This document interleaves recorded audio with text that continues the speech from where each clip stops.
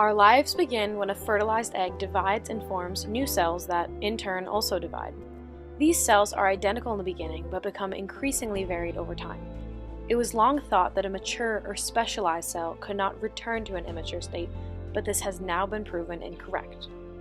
Stem cells are cells that have the potential to develop into many different or specialized cell types. Stem cells can be thought of as unspecialized or undifferentiated and can divide to become any type of body cell, such as liver cells, muscle cells, blood cells, and other cells with specific functions. In some areas of the body, stem cells divide regularly to renew and repair existing tissue. The bone marrow and gastrointestinal tract are examples of areas in which stem cells function to renew and repair tissue. The process by which stem cells commit to become differentiated or specialized is complex and involves the regulation of gene expression. Research is ongoing to further understand the molecular events and controls necessary for stem cells to become specialized types. Stem cells represent an exciting area in medicine because of their potential to generate and repair damaged tissue. Some current therapies, such as bone marrow transplantation, already make use of stem cells and their potential for regeneration of damaged tissues.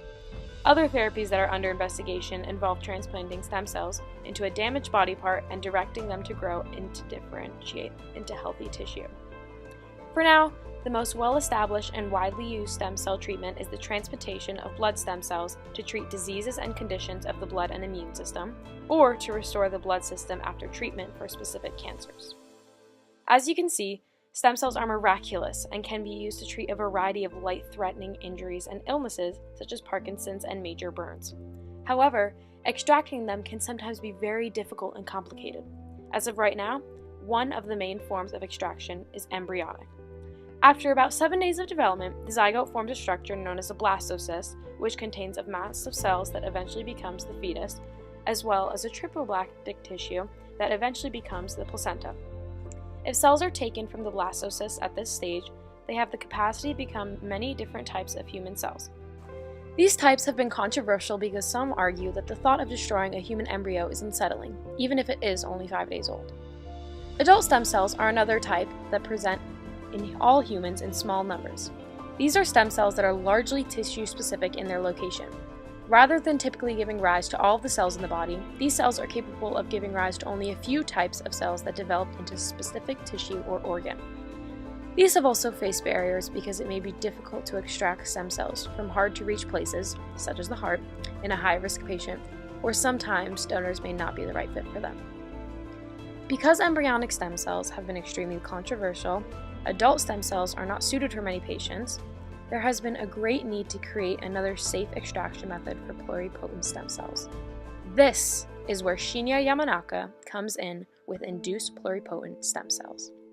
With the ability to differentiate into virtually all types of cells and to grow robustly like embryonic stem cells, iPS cells have an enormous potential for pharmaceutical and clinical applications. Patient-specific iPS cells can be used to produce disease models in which the pathological process can be studied. Thousands of chemicals and natural products can be tested on such cells, some of which we hope will become new effective medicines for intractable diseases. Let's look further into Yamanaka and this miracle creation. Shinya Yamanaka was born on September 4, 1962, in the town of Higashiosa, Japan. His father, Shazaburo, was an engineer who designed new products and made them by himself, such as components for sewing machines. His mother, Minako, helped his father run the business, raising their 2 children, Shinya and his older sister, Yumiko. Yamanaka says, "Looking back on my childhood, I can see now that my father exerted a great influence on me. He did not force me to do or be anything, but by showing diligence in his work, he taught me silently how meaningful it is to create something from the drawing board and how interesting it is to seek for oneself a better way of achieving a goal." Throughout his high school years, Yamanaka mentions being good at mathematics and physics.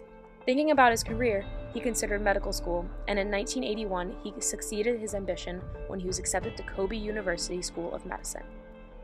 When he first began his residency, he hoped to be a surgeon, but soon found that his surgical skills were not as good as expected. His supervisors were very tough on new residents like him, and he lost confidence in his abilities.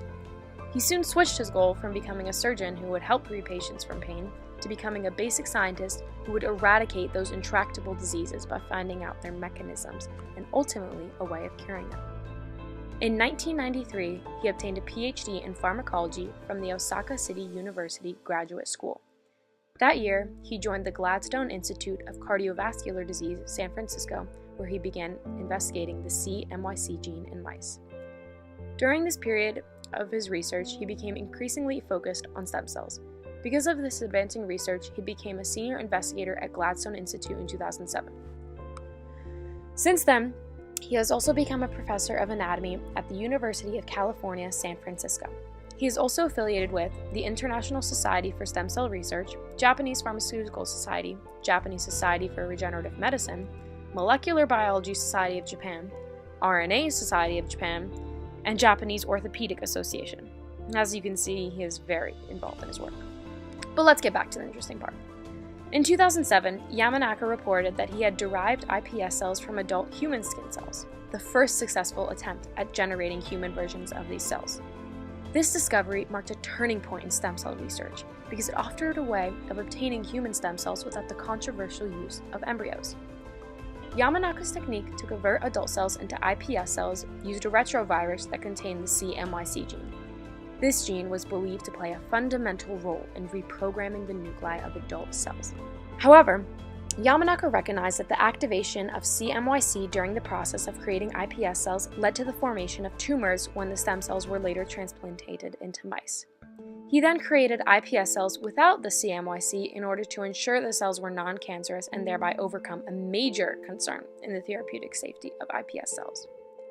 This iPS cell technology represents an entirely new platform for biological studies.